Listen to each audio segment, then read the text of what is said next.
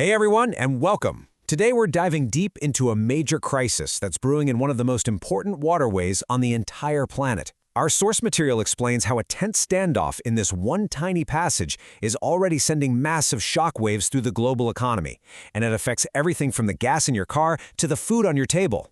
So it really all boils down to this one question, doesn't it?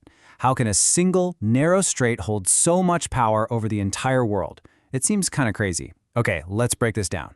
All right, first things first, we need to get our bearings. We're talking about the Strait of Hormuz. This spot on the map has become the absolute epicenter of this whole conflict. I want you to think of it like a giant bottleneck. It is the only way for ships to get in or out of the Persian Gulf. That makes it one of the most strategic and, well, one of the most vulnerable choke points for global trade anywhere in the world. And just to give you a sense of the scale here, get this.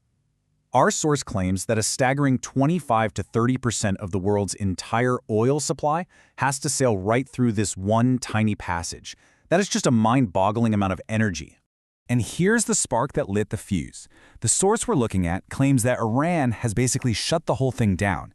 They've allegedly laid sea mines all throughout the strait, creating this massive traffic jam of ships. They're all just stuck there, waiting, because they're afraid if they move, they'll get hit by a mine or even a missile. So, okay, a blockade thousands of miles away, how does that actually affect you? Well, let's follow the journey of your fuel, right from the ship to the gas pump. First up, you've got these massive ships called Very Large Crude Carriers, or VLCCs. These are the giants that carry liquefied petroleum gas. You know it as LPG. It's the gas that so many of us use for cooking at home. So when these ships stop moving, that supply chain is immediately in trouble. And then there's the second type of ship, the LNG carrier. You can't miss these ones. They've got those huge, round, sphere-like tanks on top.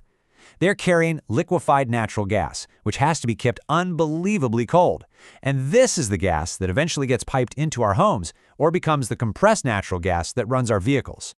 So you can see how it all connects, right? The natural gas starts its journey as LNG on these ships. Then it's converted into PNG, that's piped natural gas, for our homes. Or it's turned into CNG, compressed natural gas, for our cars and buses. A blockage way out at sea messes up this entire chain, and that means shortages and higher prices for pretty much everyone. So the big question is, why is Iran doing all this?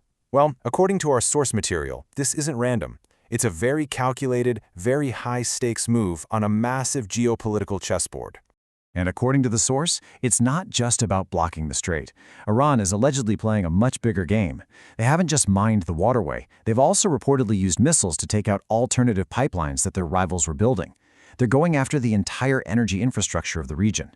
And here it is. This is the real power play. The source claims that Iran is using this crisis to fight an economic war. By demanding that ships pay for passage using China's currency, the yuan, they are throwing down a direct challenge to the US dollar, which has dominated the oil trade for decades. Well, as you can imagine, a move like that doesn't go unnoticed. This regional conflict has now pulled in the world's great powers, turning the Persian Gulf into a flashpoint for the entire globe. So the source we're looking at lays out this really dangerous tit-for-tat escalation. First, the U.S. reportedly strikes an Iranian oil terminal.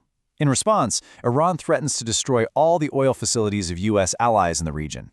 Then, China allegedly gets involved, giving Iran's missiles access to its advanced satellite navigation system, and at the same time it creates a whole other crisis around Taiwan, forcing the U.S. to split its focus. So, with this complicated web of alliances and rivalries, where does a major energy importer like India fit in? Well, nations like India find themselves caught right in the middle, facing a really tough choice. To see why, you just have to look at this comparison our source provides. Before 2019, India apparently had this incredible deal with Iran. The oil was 12% cheaper, transport was free, they got 60 days of credit, and, this is a huge deal, they could pay in their own currency, the Indian rupee. That meant they could hold on to their valuable US dollar reserves.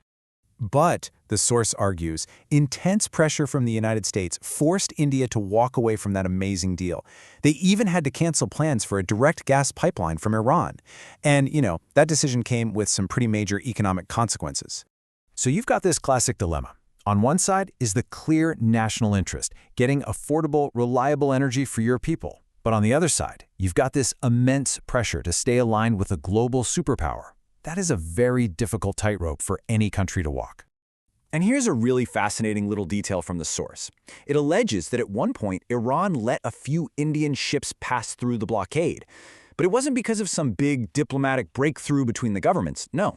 An Iranian representative apparently said it was a thank you to the people of India for showing sympathy. It really highlights this idea of a connection between people, not just politicians.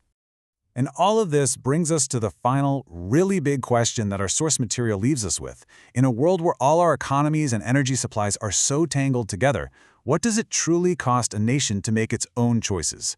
What is the real price of charting your own course? It's a heavy question, and there are definitely no easy answers. Thanks for joining me to unpack this.